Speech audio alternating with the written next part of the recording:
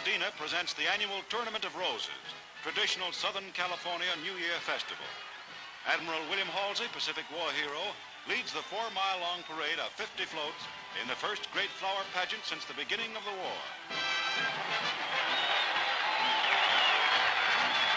The tournament's queen rides past a record crowd of 1.5 million spectators.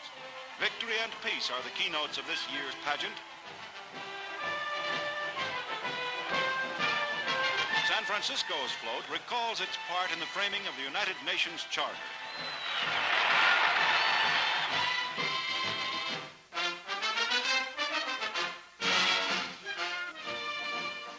For the first meeting of the United Nations Organization's General Assembly, the United States delegation boards the Queen Elizabeth.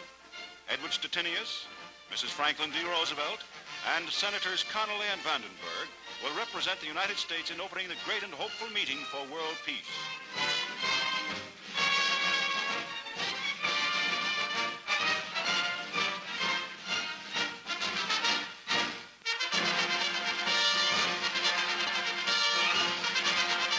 An American transport plane lands at Jiangwan Airfield at Shanghai, bringing the new United States ambassador to China, General George C. Marshall.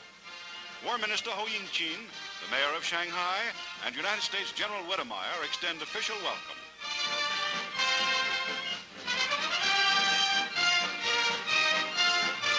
Throngs of enthusiastic Chinese crowd the sidewalks for a glimpse of the general's car as the party leaves the airport. From Shanghai, General Marshall flew to confer immediately with Chiang Kai-shek and communist leaders. The world looks forward to China's future peace and internal security.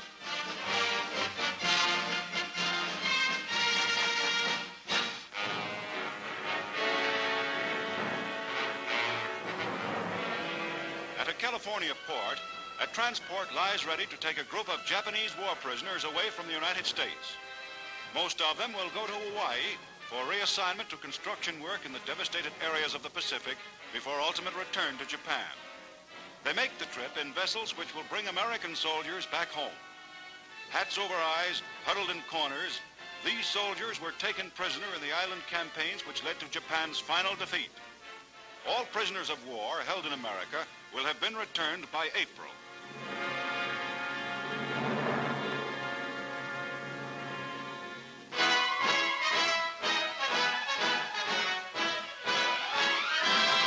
As the world faces the challenge of a new year, President Truman speaks to the American people. 1946 is our year of decision.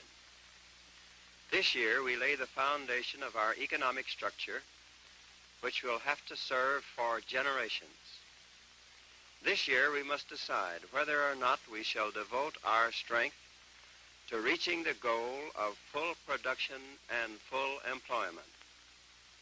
This year we will have to make the decisions which will determine whether or not we gain that great future at home and abroad, which we fought so valiantly to achieve. We cannot shirk leadership in the post-war world. The problems of our economy will not be solved by timid men mistrustful of each other. We cannot face 1946 in a spirit of drift and irresolution.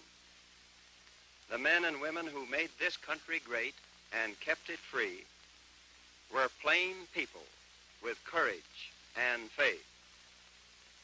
Let us justify this heritage.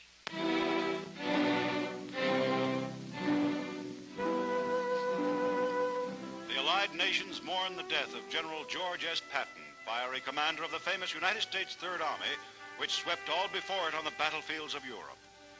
Returning to the ancient Duchy of Luxembourg, liberated a year ago by Patton's army en route to Germany, come the remains of the famous general who survived 2 wars, only to die of injuries received in an automobile accident. His widow accompanies the casket as it is borne in an army vehicle through the silent streets of a grave and grateful city. The cortege, continuing to the nearby American cemetery, includes the general's horse, its saddle tied with crepe, and the general's boots reversed in the stirrups.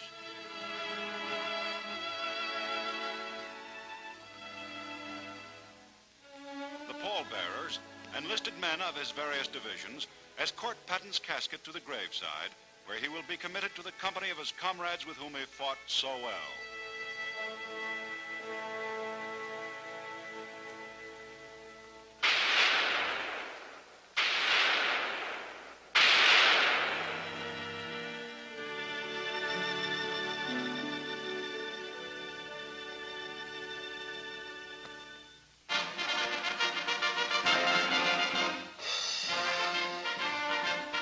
The world's most famous ships brings home one of America's most famous fighting units. The Queen Mary reaches New York with the fighting 82nd Airborne Division, home after 2 years of battle.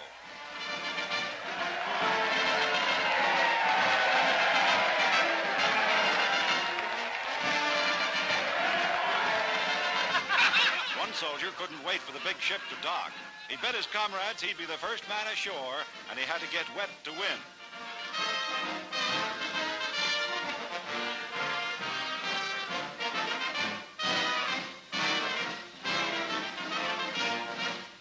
Triplets, 3 boys, were fellow passengers of the division.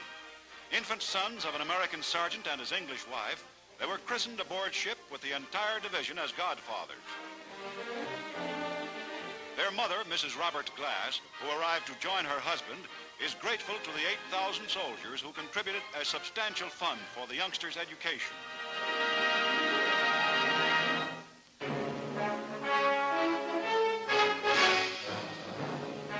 In the same building in Manila, where General Yamashita was recently sentenced to hang, another leading Japanese general goes on trial for war crimes.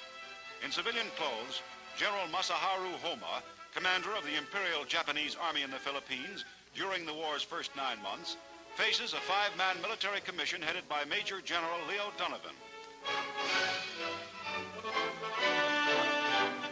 Homa hears his arraignment. He is held responsible for the bombing of Manila after it had been declared an open city, for the shelling of Corregidor after United States General Wainwright had expressed his intention to surrender. Asked how he pleads, Homa answers in English, "Be not guilty." The guilt or innocence of Masaharu Homa will be decided by the commission after due trial.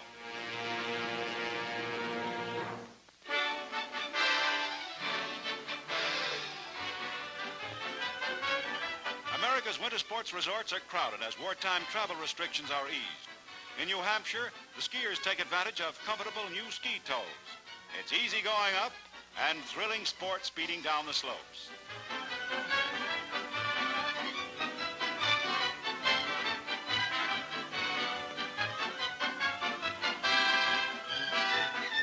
In memory of Torger Tokl, America's leading pre-war ski jumper, a memorial meeting is held in New York State.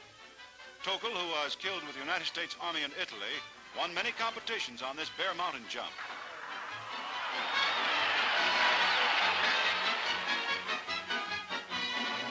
The winning jump today is made by Art Devlin, who leaps 148 feet, displaying perfect form.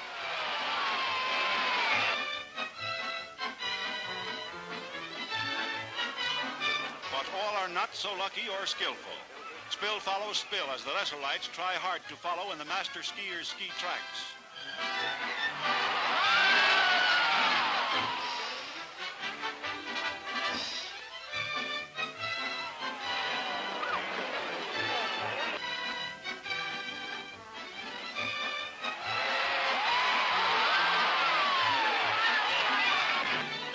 At Lake Placid, New York, these speedy sportsmen shove off on the bobsled run for the first races held here since the war.